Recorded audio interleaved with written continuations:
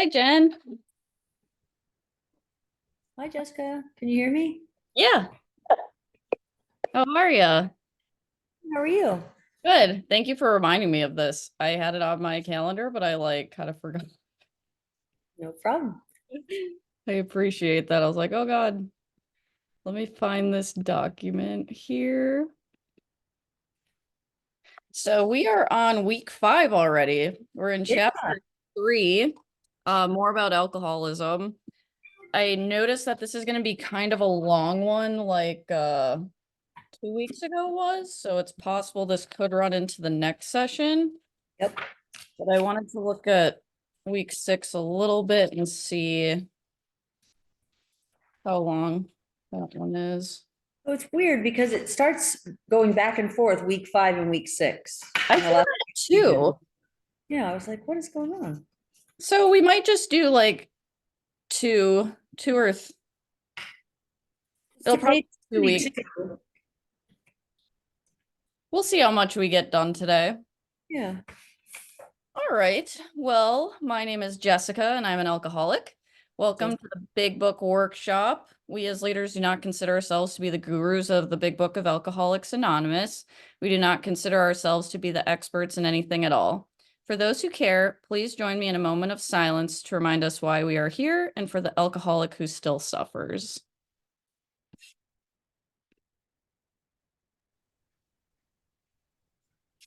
And I was able to get this pulled up here. Please join me in the workshop prayer. God, ooh, sorry, I don't know what just happened. Hold on. There we go. God, let me set aside everything I think I know about you, AA, myself, and my disease for an open mind and a new experience. Let me be honest and thorough. Amen. For the first couple of weeks, we will go around the room and introduce ourselves in order to get to know one another. My name is Jessica, and I'm an alcoholic. Hi, I'm Jen. I'm an alcoholic. Hi, Jen. It is the purpose of this workshop to experience the recovery process as outlined in the Big Book of Alcoholics Anonymous, either for the first time or again, so that we may better carry out and understand our primary purpose, which is to stay sober and carry the message to the still suffering alcoholic. We are here to talk about recovery only and go through the 12-step process as outlined in the Big Book. It is not an emotional or intellectual exercise. This is a spiritual exercise so that we can all recover and experience the recovery process as we read it together. It is recommended that anything you hear here that cannot be reconciled in the Big Book, 12 and 12, or AA approved literature be simply ignored. This is a non-crosstalk workshop.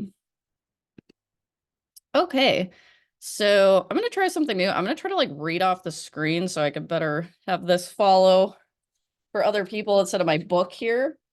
So we'll see how that goes. I want to make it a little easier for the other readers. Did you want to take turns again like we have been? Yeah, absolutely. Okay. So I guess I will start. So we are on week 5, chapter 3, more about alcoholism. Bill said, even though I told them of the need for spirituality, they are still not going to want it. They probably have the same aversions to spirituality and religion as I had.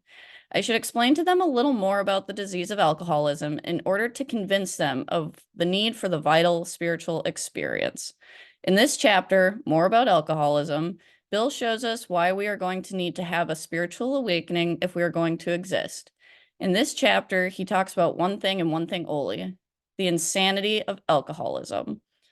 So we are going to read page 30, paragraph 1, and page 30, paragraph 2.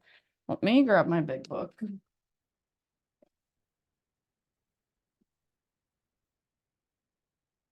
Sorry, I'm so glad you reminded me. I was a little disorganized today. Okay, page 30, paragraph 1.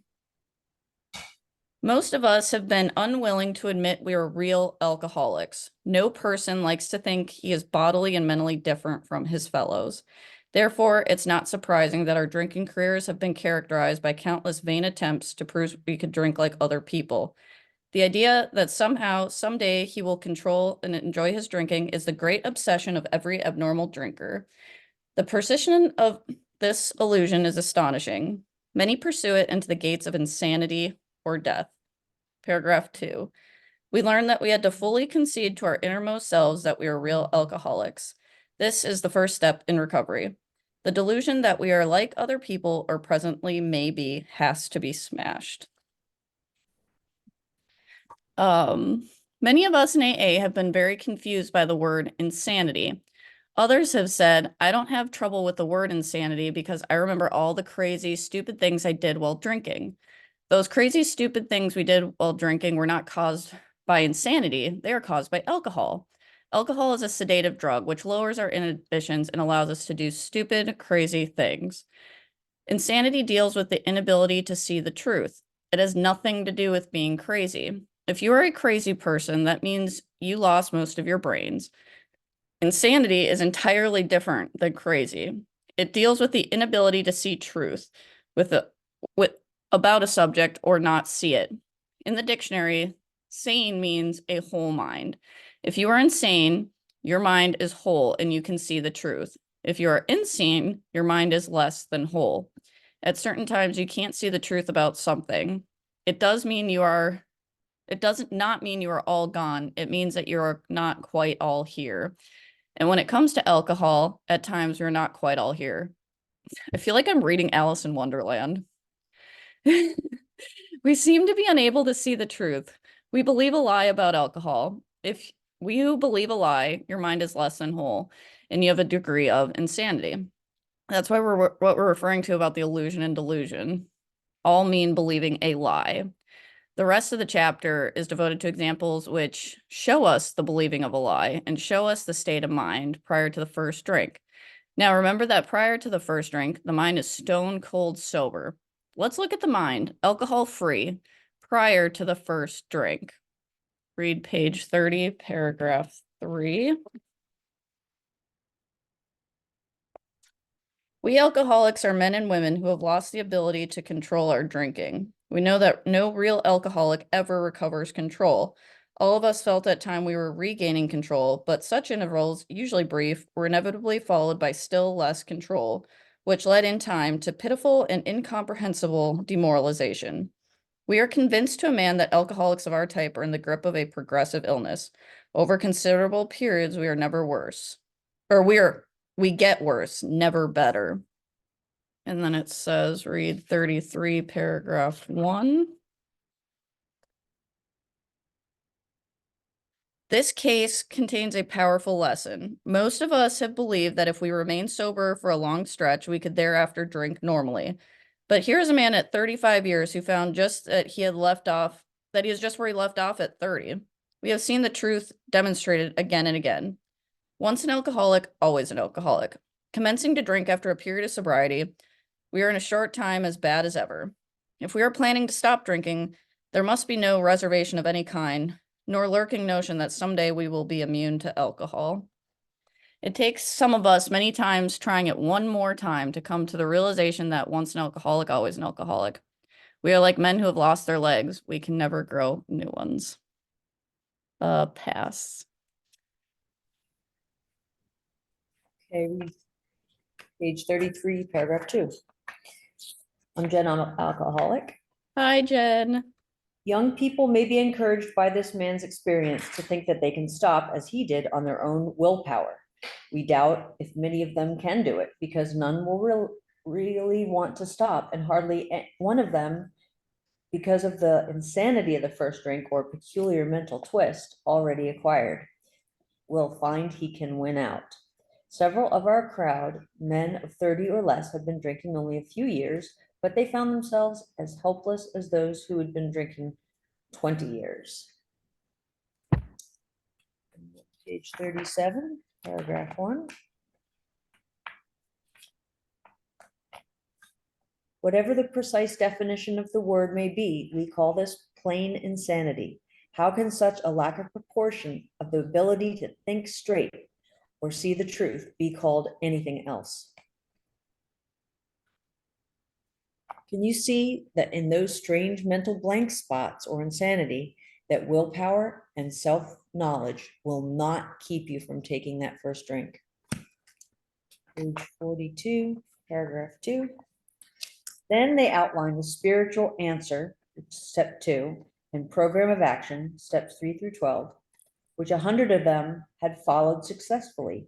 Though I'd been only a nominal churchman, their proposals were not intellectually hard to swallow.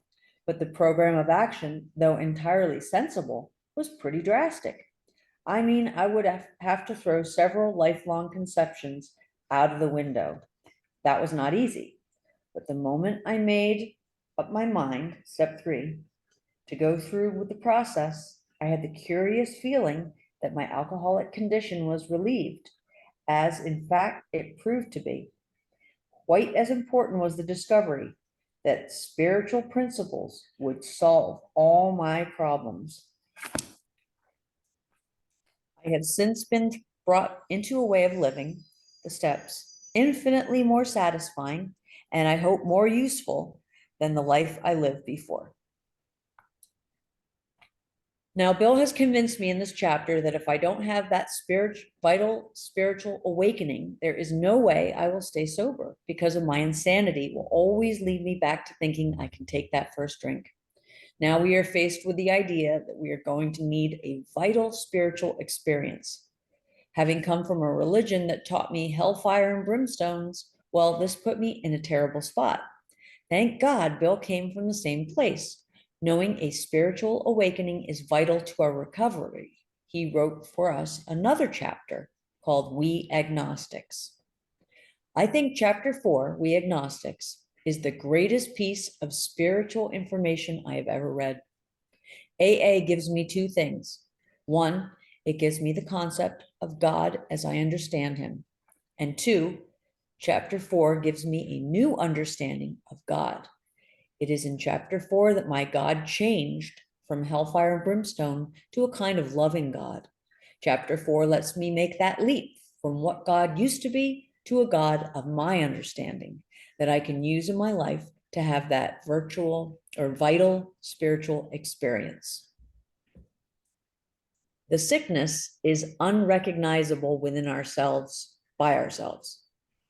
We suffer from a spiritual blindness, a disease of perception, which prevents us from seeing the very illness we need to recover from.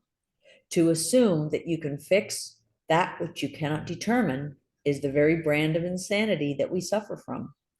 Herein lies the reason we need to grant spiritual concept to another human being to help guide us on this journey. We cannot do this alone.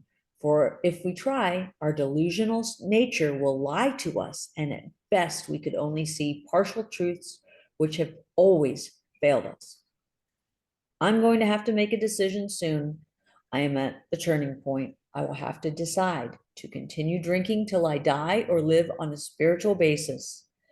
Based on my own knowledge, I cannot make that decision. Thank God for chapter 4. And I'll pass. Okay, thank you, Jen. So this looks like just a little homework assignment. Like we stated before, we suggest that you do this soon after the workshop and then review it with your sponsor before the next workshop meeting. Kind of looks like they do like pre-assignments too, which is kind of cool. So it looks like this goes into We Agnostics. So we are going to skim past the homework here. Well, that's a lot of homework. Okay, so that brings us to page 65 in the study. This is an optional review of last week. Do we want to do a review of last week? How long is this? Just one page. I kind of like how we're moving along with this insanity and not believing the truth. And Me too. we should So that it's just this page that's a review, or is it also this? Begin week 4 reading. I think it's 2 pages. Is that? Oh, I see what you mean. I think it is. Because it says leader notes, leader notes. Yep, I think you're right. So 67. Yeah, because it's saying week 5, I guess. Should we pick up here then? Yeah. Okay. So page 67. So week 5. In chapter 3, more about alcoholism, Bill is going to show us this by a series of examples. He's going to give us the man of 30. He's going to look at Jim. He's going to look at the jaywalker, and he's going to look at Fred, with each example, we're going to look at their mind and see if we can or cannot see the truth about alcohol. Chapter 3 is called More About Alcoholism. It could just as easily be called More Truth About Alcoholism. I've heard all my life, if you know the truth will set you free.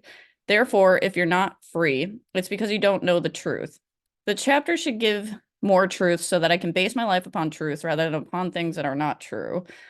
I really relate to that too. I was just at a meeting on Sunday night on honesty and how you have to be honest behind step 1. Because everything, well, I believed any alcoholic that believed they can drink successfully is a lie, like we had talked about. So that honesty. So it's just really interesting. We just had a meeting about that, and it's so true because, like, I don't know, I'll lie to everybody and everything because I lie to myself. So if I want to even be of service to anybody else, I have to start with being honest with myself in order to even attempt to be honest with other people. So I like how this coincides with that from the other day. So we are going to, did we already read page 30, paragraph 1? A lot of this is repetitive, I've noticed. Yes, we have. We did read paragraph 2. So I guess I'll start here. So in those 2 paragraphs, Bill had used 4 different words that all mean the same thing. The idea that somehow, someday, we will control and enjoy his drinking is the great obsession of every abnormal drinker. Now, we know that an obsession is an idea so strong that it can make us believe something that's not true. It can make you believe a lie. The persistence of this illusion is astonishing. We know what an illusionist is. An illusionist is a magician. They can stand in front of you with sleight of hand and a few props, and they can make you believe something that's not true. So an illusion also means something that is not true or to believe a lie. Many pursue it into the gates of insanity or death. Insanity is to believe something that is not true. In the next paragraph, he said, the delusion that we are like other people, or presently maybe, has to be smashed. The delusion means the same thing. If you've deluded yourself, it means you've come to believe something that is not true. So you may see Bill using one of 4 terms: obsession, illusion, insanity, delusion. All 4 mean exactly the same thing: to believe something that is not true or to believe a lie. And we did read 30 paragraph 3 and 33 paragraph 1. Yes, we did. So we now know the truth to be this: once an alcoholic, always an alcoholic. We've never seen one single case where one of us was able to go back to successful drinking. To believe anything other than that is to believe something that isn't true, or to believe a lie. This guy believed that after 25 years of sobriety, he could now drink like normal people. Now, based on the belief, he took a drink, triggered the allergy, and could not stop. 4 years later, he's dead. Now, is his real problem the fact that he has a physical allergy to alcohol, or a form of insanity that tells him it's okay to drink alcohol after 25 years of drinking? The real problem is centered in our mind, telling us we can drink rather than in our body. That ensures us that we cannot drink. So now we are going to look into Jim's mind just before he gets drunk, and we're going to see whether he's sane or insane. And continue reading. Pass. In this story, we get to look at Jim's mind just before he gets drunk, and we can see the switch from sane to insane thinking. Jim is a typical alcoholic, isn't he? They told him about step 1, that the physical allergy, the obsession of the mind, the powerless condition. They told him about step 2, that a power greater than ourselves could restore us to sanity. A little later on the big book, it says that a power greater than ourselves could restore us to, a little later on the big book, it says step 3 is just a beginning. So apparently Jim took steps 1, 2, and 3, and immediately things started to get better for him. But Jim failed to enlarge his spiritual life. The book is going to tell us that the only way we enlarge on step 3 is steps 4, 5, 6, 7, 8, 9, 10, 11, and 12. Jim didn't do 4 through 12. Jim only did steps 1, 2, and 3, otherwise known as the AA waltz. Jim got drunk 6 times in a row. Each time they went over there and worked with him, carefully reviewing what had happened. You get drunk 6 times in a row today, and they probably won't have anything to do with you. He got drunk again. They said, my God, Jim, this is the 7th times in a row. Let's don't go through this anymore. You sit down here and you tell us exactly how this has happened. On page 36, we see where Jim was sane, and then we see where he was insane. We read this book for years before we saw this. I came to work on Tuesday morning. Where was he all day Monday? We alcoholics are bad about Mondays. I think any of us that had to be a salesman for a concern we once owned would probably be a little irritated by having to work at the same place we once owned. That's normal, sane thinking. Then the boss probably said, hey, Jim, by the way, where were you all day yesterday anyhow? Not too serious, but just enough to irritate him, a little restless, a little irritable, a little discontented. What's more normal than if you're a car salesman? You want to get away from the shop for a while, drive out in the country, see somebody that we already know that we're trying to sell a car to. That would be normal, sane thinking for an alcoholic car salesman. It's certainly normal if you're hungry to stop at a roadside place to get a sandwich. The fact that there is a bar there is beside the point. We have no intention of drinking. We're hungry. We're going to get a sandwich. Normal, sane thinking for an alcoholic salesman. We're not going in there to drink. We've eaten there many times during the months we were sober, thinking we're going to go in there, get a sandwich, and maybe sell a car while we're in there. Normal, sane thinking for an alcoholic car salesman. It is normal then to sit down at a table to order a sandwich and a glass of milk. Normal, sane thinking for an alcoholic salesman. Now, if you're hungry enough, there's nothing wrong with 2 sandwiches and 2 glasses of milk. That would be normal, sane thinking for an alcoholic car salesman. 2 sandwiches, 2 glasses of milk. Now comes the squiggly writing or italics. In big book, page 36, paragraph 2. Suddenly, the thought crossed my mind that if I were to put an ounce of whiskey in my milk, it couldn't hurt me on a full stomach. I ordered a whiskey and poured it into the milk. I vaguely sensed I was not being any too smart, but felt reassured as I was taking the whiskey on a full stomach. The experiment went so well that I ordered another whiskey and poured it into more milk. That didn't seem to bother me, so I tried another. This is absolute insanity for this guy to believe that he can take whiskey, mix it with milk, and take it on a full stomach and it won't hurt him. Now, based on that insane idea, he makes a decision and takes some action. We take the first drink. Now we've got it inside of ourselves. The physical allergy takes over. Now we can't stop. If you were looking for a definition of insanity, that would be it right there. How can the lack of proportion of the ability to think straight be called anything else? Now is Jim's real problem the fact he has physical allergy to alcohol, or that he has a form of insanity that tells him it's okay to drink alcohol mixed with milk on a full stomach? The real problem here is centered in the mind, telling us we can drink rather than the body that ensures we cannot. And I pass. Thank you, Jen. The jaywalker. Bill's next example is the jaywalker. Now, I don't understand this guy at all, but I can see him out here on the interstate waiting for a truck or bus to come through here.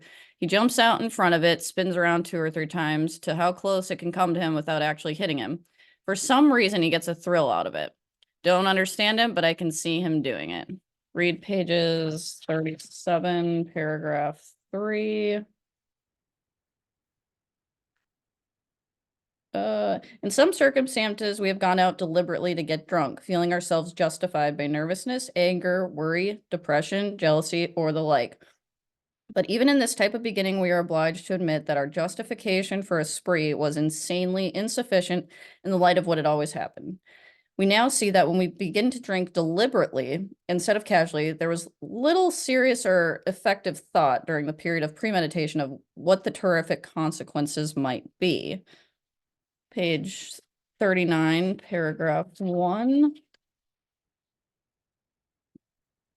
That may be true of certain non-alcoholic people who, through drinking foolishly and heavily at the present time, are able to stop or moderate because their brains and bodies have not been damaged as ours were. But the actual or potential alcoholic, with hardly an exception, will be absolutely unable to stop drinking on the basis of self-knowledge. This is a point we wish to emphasize and re-emphasize to smash home upon our alcoholic readers as it has been revealed to us out of bitter experience. Let us take another illustration. I think that's so appropriate today, because of awareness, education, and the justice system. Many people are getting into AA before they have to lose everything. Now, you might see them come in here still married and have a job. They might still have a car, but I bet they lost their driver's license. When we start talking to those people about insanity, they say, hey, don't tell me I'm crazy. I haven't lost anything. I've got my job. I've got my blah, blah, blah, blah, blah. No, we're not talking about that at all. We are talking about one thing and one thing only. Can we or can we not see the truth about alcohol? If we can, we are sane. If we can't, then we are insane. Now, for the low bottom drunk like Jim, it's probably easier for him to see his insanity because he has lost everything that he's had. For a high bottom drunk that hasn't lost a lot of stuff, sometimes it's a little more difficult for them to see it. But I'll tell you this, whether we are low bottom or high bottom, if you get drunk, you're going to get drunk the same way by believing something that is not true. Read pages 39, paragraph 2. Fred is a partner in a well-known accounting firm. His income is good, he has a fine home, a happy family, and the father of promising children of college age.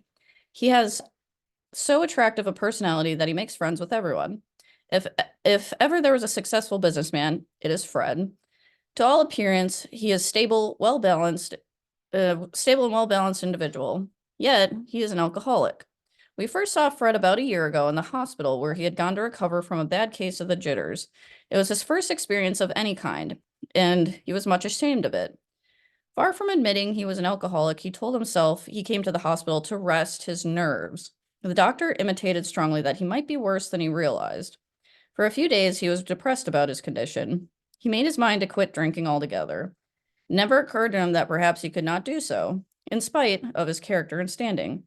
Fred would not believe himself an alcoholic, much less accept a spiritual remedy for his problem. We told him what we knew about alcoholism. He was interested and conceded that he had some of the symptoms, but he was long away from admitting that he could do nothing about it himself. He was positive that his humiliating experience plus the knowledge he had acquired would keep him sober the rest of his life. Self-knowledge would fix it. And then read page 43 to the end of the chapter. Oh, that is the end of the chapter. Okay. I don't even know where to start here. Fred's story speaks for itself. We hope it strikes home to thousands like him. We had felt only the first nip of the ringer. Most alcoholics have to be pretty badly mangled before they really commence themselves to their problems. Many doctors and psychiatrists agree with our conclusions. One of these men, staff members of a world-renowned hospital, recently made the statement to some of us. What you say about the general hopelessness of average alcoholics' plight is, in my opinion, correct. As two of you men whose stories I've heard, there's no doubt in my mind that you are 100% hopeless, apart from divine help. Had you offered yourselves as patients at this hospital, I would not have taken you, if you had been able to avoid it. People like you are too heartbreaking. Though not a religious person, I have profound respect for the spiritual approach in such cases as yours. For most cases, there is virtually no other solution. Once more, the alcoholic at certain times has no effective mental defense against the first drink. Except in a few rare cases, neither here nor there, or any other human power can provide such a defense. His defense must come from a higher power. Step 1 ends. So Fred is the opposite of Jim. Fred is high bottom. Fred never lost anything. Jim didn't feel too good the day he got drunk. Fred is on top of the world the day he gets drunk, yet he got drunk the same way. He believed a lie. Let's look at Fred's state of mind again. the big book, page 40, where it says, I was much impressed with what you fellows said about alcoholism, but I frankly did not believe it would be possible for me to drink again. I somewhat appreciated your thoughts about the subtle insanity which precedes a first drink, but I was confident it could not happen to me after what I had learned. I re I reasoned I was not so far advanced as most of you fellows, but I had usually successful in licking my other personal problems, and that would therefore be successful where you men failed. I felt I had every right to be self-confident, and that it would only be a matter of exercising my willpower and keeping on guard. In this frame of mind, I went about my business for a time, and all was well. I had no trouble refusing drinks and began to wonder if I had not been making too hard work of a simple matter. We think Fred began to get drunk right here. He began to say, ah, this staying sober is easy. There's nothing to this. Now, is Fred's real problem the fact that he has a physical allergy to alcohol, or that he has a form of insanity that tells him it's okay to have a couple of cocktails with dinner? The real problem is centered in the mind, telling us we can drink, rather the body that ensures we cannot. Pass. You know, Roland has the same idea that self-knowledge would fix it. Even Bill has the idea that self-knowledge would fix it. And here Fred had the idea that self-knowledge would fix it. Bill is trying to show us that they all had the obsession of the mind. Bill just took us through all these examples to say on big book, page 43, paragraph 1, or paragraph 3, once more, the alcoholic at certain times has no effective mental defense against the first drink. Except in a few rare cases, neither he nor any other human being can provide such a defense. His defense must come from a higher power. That's it. This is the solution. You can't heal a sick man's mind with a sick mind. Mm, Knowledge won't cut it. The more we try to think our way out of it, the deeper into it we get. mm, It must come yeah. from a higher power. Our defense must come from a higher power. Notice he didn't say the practicing alcoholic or the drinking alcoholic. He just said the alcoholic. Now, what that means to me today is that I have no effective mental defense against the first drink. Left on my own resources, invariably, I'm going to go right back to drinking again, without the aid of a power greater than human power. Mm, Now, if you're the kind of alcoholic that I am, and if you were raised in a similar church setting that I was, by the end of chapter 3, you are now faced with a huge dilemma. Bill has convinced me in chapter 3, without the aid of power greater than me, I'm going back to drinking. But I also felt that even though that was true, it wouldn't be possible for me to get the aid of a power greater than myself. Power greater than I am. What I remember hearing about God when I was growing up and in church was hellfire and brimstone, mm, and that I was going to hell for lying and cheating and stealing and drinking whiskey and committing adultery. By the time I got to AA, I had been doing this for many years. I felt that if God had anything to do with me, it wouldn't be anything good. It would certainly be something bad. mm, Remember so clearly when I separated from God, my church gave me the rules. They said, if you do this, this, and this, you'll be okay. If you do that, that, and that, you're going to hell. Now, I didn't have any trouble with the rules at all until one day it seemed to me that they looked me straight in the eye and said, to think about doing it is just as bad as doing it. And mm, I said, oh crap, I've had it now because I've been thinking about doing it for a long time. I thought to myself, if you're going to hell for thinking about it, then you might as well just go ahead and do it. So I did, but I didn't go to hell immediately. And in my mind, I said, they have been lying to me all along. This is conspiracy to keep me from having any fun. From this day on, I do not intend to pay any attention to what they have to say. I don't have any intention of following God's rules, their rules, or anybody else's rules. From this day on, I'm going to do it my way. I'm going to do whatever I want, whenever I want, and if they don't like it, so be it. Now, when I got to AA, I had the same attitude. When I yeah. first walked into AA, I had that same spiritual knowledge of God. No Hmm. wonder we have trouble with this God thing when we get to AA. But else ever have those kind of feelings about God and people? I think Bill recognized this. I think he said, sooner or later, I'm going to have to ask these people to make a decision about God. And I think he said in his mind that they are not going to be able to make that decision based upon old ideas. And Hmm. that when I had, and that's what I had when I got here, old ideas. And I think he said, I believe I need to give them some new information about God where they might be able to discard some old ideas, pick up some new ideas, and then they'll be able to make a decision about this God thing. Pass. Something just popped in my mind after you said that, and I don't know where I heard this, but I found it very helpful. When we make that decision to turn our will and our lives over to the care of God that we understand, you know how they say that we practice these steps like over and over. It's not just like we do them once and they're done. Somebody said that we make that decision to turn our will over to God over and over and over again. It's not like a one-time decision. And for some reason that like clicked the way that was presented to me because you know where it says in the big book, you know, like many times throughout the day we will say, "Thy will be done, not mine." It's just like that decision, like I say that to myself because it is the decision that I made when I came into this program, and I do have to make that decision over and over again. But if anyone found that helpful, I find that super helpful. Um, so to help us with this dilemma, Bill wrote another chapter in the big book called We Agnostics, which I think is one of the greatest pieces of spiritual information that I've read in my life. As I read that chapter and studied it, I could see where some of my old ideas, old prejudices about God and religion were wrong. When I could see where my old ideas were wrong, then I just could discard them and I could accept some new ideas about God. And then I could make a decision, not based on hellfire and brimstone, but based on God of justice.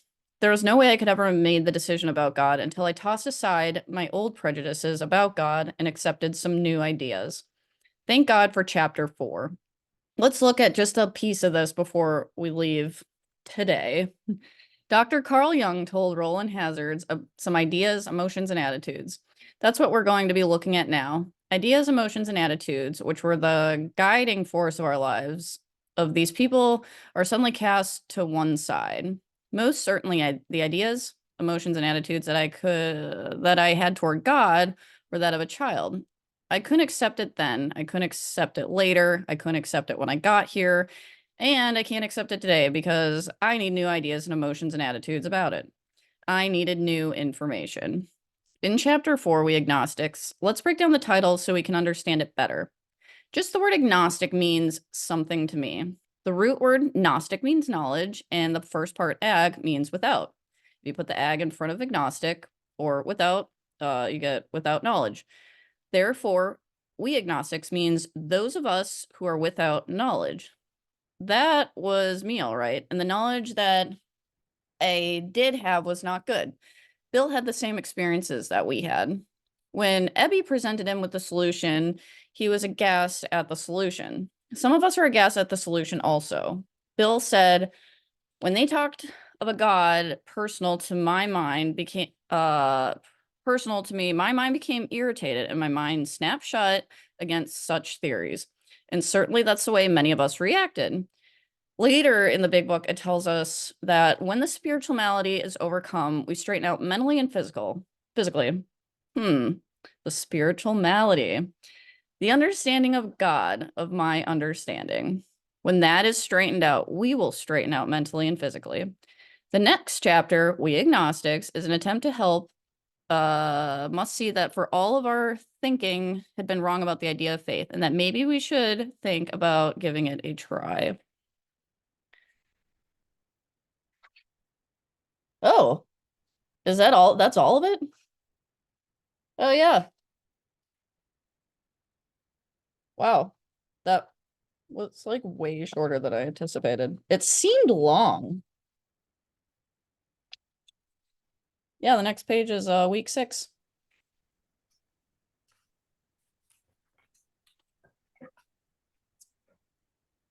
We just read fast. Yeah, I guess. Didn't it seem long when you looked at it? Maybe it was all those homework pages. Yeah, yeah, must have been. Oh, and also the review. The review was 2 pages long. True. We didn't read that. Yeah. It's kind of redundant at that point because even some of this stuff within each lesson is a little repetitive. But did you have anything that you wanted to share on what we went over or any of your experience? Well, I just know it's been suggested to me that I never hold back in sharing in meetings about my spiritual experience, my personal God and how I utilize that relationship to stay sober one day at a time. And sometimes I'm a little bit nervous about it because I know how I was. When I came in, I didn't believe in God. So therefore I don't want to scare anybody away using that word. But then it was suggested to me that if the God word scares them out of the meetings, alcohol will bring them back. Mm, And it was also said to me that I can't hurt alcoholics. They're going to die anyway. mm. So as long as I'm spiritually fit and trying to help them with the 12 steps, I can't go wrong. So that helped me a lot in being more confident, speaking about my spiritual experience with God and how I have a relationship with Him that gives me that daily reprieve. I remember you saying that to me, that exact thing that you just said, when I got to the point where well, I still am looking for a sponsee. And the primary purpose of this study is to either go through the steps again if we already have in order to better help somebody else, or if you haven't, to understand how to go through them. And I do have to remember that because nobody got me sober. Just like they kept saying in here, we tried every which way to drink, based on self-knowledge, to try to drink normally. I'd been in the rooms for a long time. I've worked with other people. I've kind of went through the steps, not really, but I was introduced to them. But nobody sitting down could help me either. And I have to forget that, like, I'm not special. I can't be in here. Mhm. I am not going to get anybody sober. I think you told me that this is, carrying the message to other alcoholics is part of the steps in order to help us stay sober. And maybe at some point down the line, like you were that person who helped, you know, with me understanding this program, that, maybe we can be that person for somebody else. But as far as the spiritual awakening that they talk about in here, that's vital. I didn't have that happen at one time. I think it was uh certain situations over time that brought me to that I started realizing um it wasn't just a one time thing. So anyone that struggles with steps 1 through 3, like believing in a higher power and then turning a decision over, it took me a very long time to realize that. And I guess the way that I did was that my will does not work. And the more that I force my will in my life, even sober today after working the steps, I feel very uneasy. I'm very irritable. My life doesn't really go any way that I want it to go when I try to force it to go my way. It's always like when I just take a step back and remember that I'm not in control, that's my higher power working in my life. And even if I don't get the result that I want today, um, over time, if we're patient and let the miracle happen and stay long enough, it will happen. Because I swear to God, like 2 years ago when I came in here, I was drinking, and the result of me drinking every day landed me in a rehab, and I had to learn all year how to get sober. But that year, taking a step back, learning how to get sober and working these steps has given me today, a better life than I would have came up with myself. But I had to stick around long enough for that to happen and keep making that decision every day. Absolutely. I pray for my higher power's help when I help others. And it kind of lifts the responsibility from me to say the right things, to do the right things, because I've kind of offered myself as a conduit for his message to that person. And higher power knows what that person needs to hear, from my story or whatever it might be. So I always pray, let me help them. Help me help them, I mean, is my great prayer. And Mm, yeah, I'm so grateful I have a relationship with higher power, and I don't need to understand it. I don't understand it, but I know it mm. exists. And I see God in everything because I give everything over to him. And so, yeah, it's really a special awakening. And it does say in here, like, as a group now, we have taken step one at this point, which is really cool because it's quite a bit of work Yes, here. But yay, we did it. that is really cool. I can't believe we're getting on to week 6 already. Yeah. Yeah, I'm excited I to move have to forward with. run. I have something going on behind the scenes here I need to attend to. Thank you, But Jen. Looks like Tuesdays we wear pink. yeah, we're the girls. Well, thank you so much again for doing this workshop, and Yeah, thank you we're for doing it attending. next week. Okay, sounds good. We'll see you later. Bye. Bye.